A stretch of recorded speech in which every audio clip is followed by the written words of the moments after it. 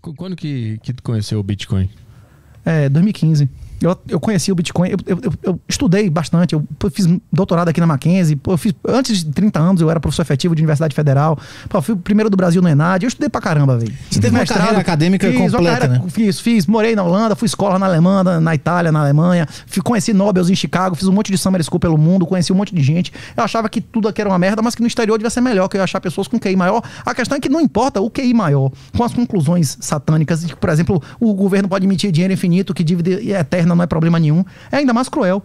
Porque o cara ainda precisa de um nível maior de psicopatia. Um professor de federal do Brasil, que tá de Rastafari, de sandália, parecendo um Saci Zero usando droga, ele dizer negócio de cor é lindo, não sei o que lá, é compreensível. O cara não tem um QI e tal, tipo assim, é o que é o mundo dele, não é isso? Agora você pegar um cara com QI de 150, 160, dizendo um tipo de coisa, defendendo esse tipo de coisa, depende de um nível muito maior de tríade maligna, né? Então não tá atrelado à inteligência. Não. A moralidade não tá atrelada à inteligência. A preferência temporal, sim. A preferência temporal que pode ser associada à nobreza, que é a capacidade de renunciar.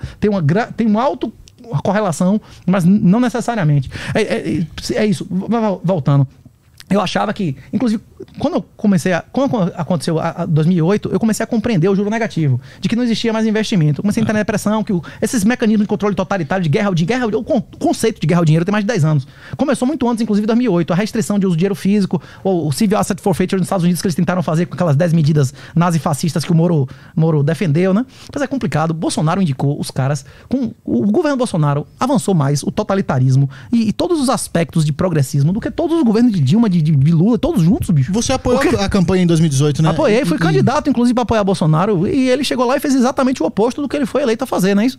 Ele só indicou a cargos relevantes todas as pessoas que estavam intimamente comprometidas com o projeto do PT e do progressismo, não é isso? Teve nenhum indicado relevante que não fosse altamente comprometido com o PT e com o progressismo, e além disso, eles não tiveram a posição que o PT teve, não é isso? E por que apesar disso os bolsonaristas ficaram não? Se você criticar porque você é petista e continuaram o mito.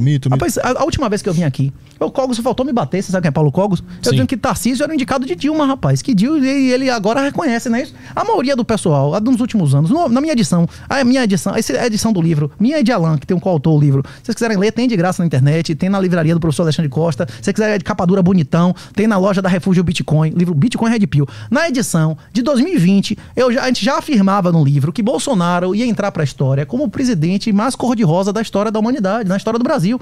Ele foi o presidente que mais avançou o progressismo na história do Brasil. Isso, não, tipo assim, eu não estava dizendo nenhuma novidade. Até o próprio Olavo, que demorou mais para chegar a essa conclusão, em 2021 já afirmava que se ele não virasse homem, ia ser o homem mais desprezado da história do Brasil, não é isso? Então acha que o Lula voltar foi culpa dele? O Brasil ser um estado de exceção. O Brasil ser um estado de exceção é a responsabilidade do comandante supremo, não é isso? Hoje o que aconteceu com o Brasil é a responsabilidade direta de Lula. É lógico que ele não é o cara que manda absolutamente. Mas ele tem compromissos e ele tem que satisfazer esses compromissos.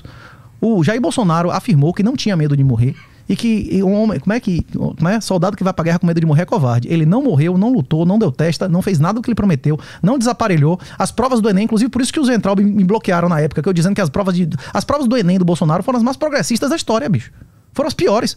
Foram as mais vergonhosas da história. É isso. Em todos os aspectos, o governo Bolsonaro avançou mais o progressismo do que todos os governos do PT juntos. A Dilma, por exemplo, como é que chama? Reconheceu guarda compartilhada. Dilma passou lei de proibição de alienação parental, que 90% das vezes a mulher que fica fazendo inferno dizendo que o pai é um vagabundo, não é isso ou não? São vitórias absurdas pros homens ou não? Tu acha que o Bolsonaro é o responsável pelo PT voltar? Tu acha que como ele agiu durante os 4 anos fez talvez o PT voltar? Talvez o PT voltasse de qualquer maneira, porque são ciclos intergeracionais. Agora, que se pode afirmar com certeza que Bolsonaro não teve um dia de cumprimento das promessas dele, pode se afirmar com certeza. Desde o gabinete de transição, ele só indicou, inclusive as primeiras indicações era gente ligada ao PSOL, o secretário-geral, o tradutor do gabinete de transição, todos os generais mamaram com o PT, não teve nenhuma posição relevante do meu conhecimento de ninguém que tenha assumido um cargo que não tivesse intimamente comprometido com forças esquerdistas. É isso. Não tem. O governo Bolsonaro foi um governo mais esquerdista que o PT, porque foi esquerda sem nenhuma oposição. Quando que tu parou de apoiar ele? Rapaz, no gabinete de transição, eu já tinha me decepcionado com o governo. Agora o dia que não teve mais volta foi o discurso dele na ONU, em janeiro que ele começou, em vez de denunciar o extermínio coletivo, né? Os campos de concentração em Xinjiang fazem qualquer coisa que tenha acontecido na Segunda Guerra parecer que é nada, né? Os caras têm comércio sistemático de órgãos de tudo que você imaginar. Comércio de cabelo, que era uma coisa significante aqui, sumiu. Os caras desvalorizaram 20 vezes o cabelo dos escravos em Xinjiang. Aí o Bolsonaro chega lá e diz que vai abrir as pernas pra China, quer casar com a China, lógico que ele vai ser esposa, né? E oferecendo o chinês de entrar aqui sem visto. Você sabe quantos homens mais que a mulher tem na China? Em dados oficiais são 58 milhões. Bicho, você queria que esses caras viessem entrar sem visto aqui? Hein? E aconteceu o que com a gente aqui? Hein? Você já imaginou? Então ele tá sendo conivente com essas atrocidades que estão acontecendo lá. Pelo amor de Deus, tá sendo querendo, ele oferecendo abertura e amizade e domínio total pelo amor de Deus, pra ditadura mais assassina da história da humanidade, que matou mais do que Stalin e Bigode juntos 2 vezes, não é isso? De próprios cidadãos inocentes. É a ditadura mais assassina e mais agressiva da história da humanidade, né? Mas o mundo não depende economicamente da China? E aí tem que relevar essas coisas? O Paraguai não mantém relações, inclusive reconhece Taiwan. O Paraguai está mal economicamente. Nos últimos 4 anos foi melhor ou pior que o Brasil? Não sei. O Paraguai está passando fome porque não mantém relação? Não se encontra produto do chinês no Paraguai, é isso? É isso que você quer me dizer? Não tem? Tem coisa chinesa no Paraguai ou não tem? Não sei. Vocês nunca foram? Foz, rapaz? Não. Vocês são barão, vocês vão pra Miami, não é isso? Pô, quem me dera. Quem dera, né? Nem pro Paraguai. Paris não tá nem aí de pagar 10 mil no iPhone, não é isso? Quem dera. Mas então o mundo não depende da China por ser uma potência econômica. Dá pra viver independente da China. Mas é que segundo o Renato, o mundo economicamente é do diabo, então... Não. Os governos são entidades satânicas. Todas as organizações que iniciam violência contra inocentes, elas violam o PNA. O PNA, que é a regra da não agressão, a regra do liberalismo, a regra do anarco-liberalismo. Os ANCAPs, eles defendem apenas a regra de Jesus. A regra de ouro de Jesus é amar a Deus sobre todas as coisas e o próximo como a ti mesmo.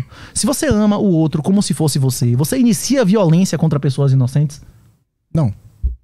Pois é. É isso que eu não consigo entender. O liberalismo verdadeiro. O liberalismo verdadeiro. Os pais fundadores eram cristãos devotos, não é isso? O cristianismo verdadeiro e o liberalismo verdadeiro, eles têm os mesmos valores. O princípio da não agressão é a regra de ouro de Jesus interpretada de uma outra maneira e sem o reconhecimento de Deus, não é isso? Então tu acha que o anarcocapitalismo, ele tá diretamente ligado a Deus? Está ligado à verdade, que você pode chegar à verdade através de Deus ou através da natureza das coisas. Você pode não acreditar em Deus e chegar a algumas verdades, que por exemplo existe noite e dia, que existe verão e inverno, não é isso? Tem várias verdades que você pode receber da realidade sem reconhecer toda a realidade, não é isso ou não? Deus é a verdade suprema, mas existem outras verdades que não são a verdade suprema que você pode adquirir através da realidade. Você pode adquirir conhecimento através da lógica, não é isso? Ou através de dados primários, né? E como é que seria essa sociedade anarcocapitalista? Porque a minha grande dúvida é, não ia surgir um Estado... Como sempre foi antes de existir Estado. Então, daí entra a minha próxima pergunta, que complementa a dele. Supondo que esse Estado chegue num ponto de insustentabilidade, de imprimir dinheiro até um ponto de não se sustentar mais. Quem tem a coisa dos títulos lá soberanos, como é que... das terras, o governo... O governo vai começar a vender como é que chama? Direitos soberanos. Direitos soberanos. A tendência nos próximos anos e gerações é que os governos renunciem sistematicamente a seus poderes. Primeiro eles vão vender cidadania e residência, como El Salvador, como Suíça, como Vanuatu, como St. Kitts vendem. Inclusive tem países que você não compra apenas a sua residência ou cidadania, mas compra perpetuamente sem pagar impostos. O próximo passo imunidade fiscal, imunidade... Isso, primeiro vai ser imunidade fiscal, depois imunidade civil, dizendo não, você vai ser julgado pela sua religião, você vai ser julgado pelo seu árbitro, depois imunidade penal, como era a nobreza antigamente, e depois você vai comprar sua terra soberana em que você vai aplicar a sua lei. Eu acredito que a tendência nos próximos anos vai ser essa. Voluntário ou involuntariamente, né? Porque vai haver o colapso financeiro e físico dessas organizações, né? A questão é que daqui a 100 anos pode existir uma organização que você chame de Estado, só que não vai existir, se ele não puder emitir a sua própria moeda infinitamente, ele não vai poder manter o tamanho que ele tem atual. Ele pode ser um Estado que tem um tamanho do que tinha daqui 200 anos atrás ou 300 anos atrás, que não controlava a educação, que não controlava o casamento, que controlava suas funções próprias, que era jurisdição e defesa, né? Alguém aqui acha que o Estado tem que dizer o que você tem que educar seu filho? Não. Alguém acha que isso é certo? Alguém acha que é certo? A sociedade brasileira, alguém acha que é certo? O Estado entrar na casa de alguém, prender o cara, porque ele tá plantando uma planta lá pra ele fumar, sem ninguém se incomodar ninguém. Alguém acha que... A maioria dos brasileiros reconhece ou não que é direito natural o cara ter uma arma dentro da sua casa pra se defender de um vagabundo que entre pra estuprar a sua família de noite. Sim. A população já se manifestou no referendo, não é isso? É 69% não, não é isso ou não? Que eles querem ter arma, não é isso? Não é essa a opinião da maioria das pessoas? Sim. Pois é, essa democracia representativa que os tribunais tribunais escolhem quem vai ser eleito, não sei o que lá, e que eleição não valeu, ele vai fazer o que quiser ser aprovado nesse processo legislativo, não é isso? Que não vai ser a vontade da maioria, né? Inclusive, a gente vive numa... A democracia, para os gregos, era a degeneração da república. É exatamente isso que a gente está vivendo, né? Mas esse teu ponto do liberalismo, ele não contradiz o teu ponto da moral, quando tu fala que quando a mulher transa com vários caras, ela não vai ser uma boa esposa. Se a gente fosse liberal ao extremo, a gente ia pensar, foda-se, faz o que você quiser. Cada um faz o que quiser. Faz. Meu, inclusive, como é que chama? Eu acho que qualquer um, inclusive minhas filhas, pode fazer o que quiser e tal, elas podem fazer o que quiser. Agora é meu dever, como seguidor de Jesus, obedecer a sua última ordem de pregar toda criatura, especialmente a meus filhos, não é isso? Vou dizer, olha, as coisas que você faz têm consequência. Todo mundo que quiser pode cheirar cocaína? Sim. Tem consequência? Você acha que cheirar cocaína é ruim ou é bom? Se fosse ruim, o cara não renunciava à vida dele pra usar isso aí, né? Sim. As drogas são maravilhosas. Não, o efeito que você vai sentir de curto prazo e no longo prazo é bom? Abuso de drogas é bom? É terrível, não é isso ou não? Sim, mas cada um tem a liberdade de fazer o que quiser e não vai ter nenhum estado nem religião impondo nada a ninguém. Você pode tentar impor, mas algum governo conseguiu vencer a cocaína? Conseguiram proibir a cocaína? Os Estados Unidos declarou guerra à cocaína na década de 70. Venceu a guerra ou perdeu? A maioria das notas de dólar tem traço de cocaína hoje em dia. Você passa um negócio lá e fica azul, não é isso? Não sabia disso. No banco, se você pegar notas acima de 3 anos, você passa o tiroceanato de cobalto, é azul. Quem ganhou a guerra, hein? Eu não sabia disso. Então você não advoga pela proibição dessas coisas, só pela informação, pela a pregação. Só defende criminalização de drogas as pessoas que não conhecem a terceira lei da demanda, pessoas que têm total ignorância de temas econômicos, inclusive total ignorância da Bíblia. Jesus é claro na parábola dos trabalhadores das vinhas: o dinheiro é meu, não me é lícito fazer o que quiser do meu dinheiro, não é isso? Qualquer pretensão de regulação de contratos privados entre pessoas adultas, que não existe fraude, eles são satânicos. Como, por exemplo, Jesus estava dando um exemplo no direito trabalhista. Essa é uma boa parábola, né? Se a gente puder contar aqui, que o cara tinha uma plantação e ele contratava lá por 12 horas de trabalho o quê mesmo? Um denário, que era uma diária. Um denário, uma diária. E aí o cara chegou lá de manhã cedo, aceitou esse contrato, começou a trabalhar, e um cara chegou lá, tipo assim, faltando 1 hora pra acabar o dia, e recebeu a diária também, porque ainda era o dia vigente, né? E aí o cara que tava às 12 horas, pô, mas eu não sei o que, o cara, pô, você não tem palavra. Você é homem ou não é? Você é homem ou não é? Então você não concordou em receber isso aqui? E o pressuposto básico do direito trabalhista é a isonomia e a equiparação. Ou seja, você arguir que o certo do seu depende do certo do outro e não do seu acordo, né? Exato. Ou seja, é satânico. É que o meu receio é que toda essa moralidade que vem da religião se torne um estado perseguidor também. Mas é o contrário disso. Você só adere à religião se você quiser. No Estado, numa sociedade, inclusive anarcocapitalista, você pode, por exemplo, vamos dizer que a gente chegou num ponto que governos não tem mais como arrecadar, os políticos estão morrendo como moscas, e eles começam a vender terreno soberano. Tem alguma ilha em São Paulo aqui que você prefira? Ilhabela? Alguma ilha especial pra você? Qualquer coisa fora da capital tá bom. Você já foi em Ilhabela? Não, mas eu tô ligado. Lá é bonito. Você gostaria de comprar Ilhabela por 10 bitcoins? Você compraria pra você, com todos os direitos soberanos, você vai ser rei. Você vai morar lá. Soberano, a lei quiser. É você que faz. Você é a lei. Você é o rei. Você é um rei supremo, imperador. Você gostaria de ter Ilhabela? Você pagaria por Ilhabela? Eu acho que é muito trabalho, mas pra ir na tua ideia, eu vou dizer que sim. O Américo Vespúcio foi o cara que disse que existisse um paraíso, seria ali, não é isso? Mas peraí, é muito trabalho considerando que você pode manter a sua vida aqui agora. Não, mas tem que administrar uma ilha. Eu sei, mas isso ou ser escravo? Não, você pode... não vai ter não, eu quero ficar na minha aqui de boa. Não vai ter o de boa mais.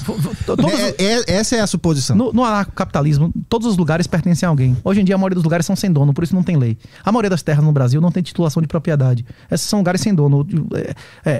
Se você for dono de uma ilha e você fizer o que você quiser lá, você pode permitir ou proibir o consumo de o que você quiser, você pode proibir ou permitir a prática que você quiser, não é isso? Quem tiver a mesma ideologia que você vai querer morar na ilha. Quem execrar você não vai pisar na ilha, não é isso? Não é simples assim? O problema é que hoje você não concorda com o Estado brasileiro. A única opção que você tem aqui é morar no estado do PCC aqui, como é o nome do lugar que seja controlado por uma facção aqui, não é isso? Você não pode comprar um lugar que tem pessoas que têm a mesma opinião sua. Não tem área controlada aqui em São Paulo ou não? Posso ir pro Uruguai se eu quiser. Posso ir pros Estados Unidos. Mas quantos quilômetros são? É muito mais difícil, não é isso? Mas eu tenho a liberdade. E lá vai ter outro estado. Mas lá vai ter outro cara que vai impor sua vida, que pode mudar a regra a qualquer momento. Mas sempre vai ter um cara que vai ser o dono do pedaço. Você pode comprar o negócio, hoje em dia você não pode. Só se eu for um cara que tenha muito poder econômico. Se eu for um afegão médio, eu tô sempre na mão de alguém. Pois é, porque a maioria das pessoas, a maioria das pessoas, elas são escravos pela própria natureza. Eles entregam todo o poder, toda a riqueza dela aos políticos. O afegão médio, ele vai pro inferno, e o afegão médio, ele sempre vai ser escravo. Jesus é muito claro em relação a isso. A maioria das pessoas vão pro inferno. E vai pro inferno debochando ainda. Exatamente. Mas é que assim, não tem como todo mundo ser o dono da ilha, né? Tem como todo mundo ter a sua própria ilha. No Brasil, quantas ilhas tem dá pra habitantes? cada pessoa no Brasil ter mais de 10 hectares. O Brasil fosse dividido igualmente. Mas é comunismo. Não, mas se o Brasil fosse dividido igualmente, daria mais ou menos uns 10 hectares para cada um, beleza? Tem espaço para todo mundo nesse país? 5 hectares já é uma área absurda, não é isso? Você viu a casa do Didi, bicho, de menos de 5 hectares o Didi tá vendendo lá no Rio de Janeiro? O que é uma área daquela? Não dá pro cara viver numa área, pelo amor de Deus. Pô. No Brasil existe área absurda, pô. O mundo é gigantesco. O mundo é gigantesco. Não tem essa de porque o cara só vai comprar terra se o cara for riquíssimo. Divida a área que existe no mundo pelo número de bitcoins, vai ser uma fração mínima. Mas quem vai fazer essa divisão? Tem que ter um Estado para dividir e organizar, não? O mercado. Tem inclusive na economia, chama teorema de Quasi, que é um teorema de maximização, de como é que demonstra que independente da distribuição inicial dos bens, se o custo de transação for baixo, a distribuição final é igual. Eu não entendi isso. Existe um teorema na economia que chama teorema de Quasi, que foi outro cara que ganhou o Nobel, foi outro gênio e tal, da área econômica, que demonstra que a distribuição de bens inicial não importa de quem seja a terra hoje, contanto que o custo de transação seja baixo, seja realmente um livre mercado, que a distribuição final é igual, porque cada um que valoriza mais a coisa vai ser o dono final. Por exemplo, esse livro aqui.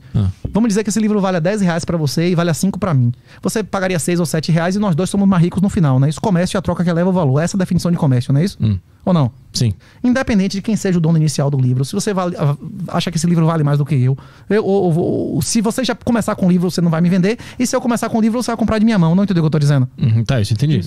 Não importa de quem seja o terreno inicialmente. O que importa é que sejam reduzidos os custos de transação. Os custos de transação vão ser reduzidos com a destruição da capacidade de organizações criminosas de impor regulações absurdas e tributos. Mas com isso, tu não tá contando com a boa vontade dos indivíduos? Não. Que todos eles serão corretos? Não, nunca. Não, porque até o livro do cara, se ele não quiser vender.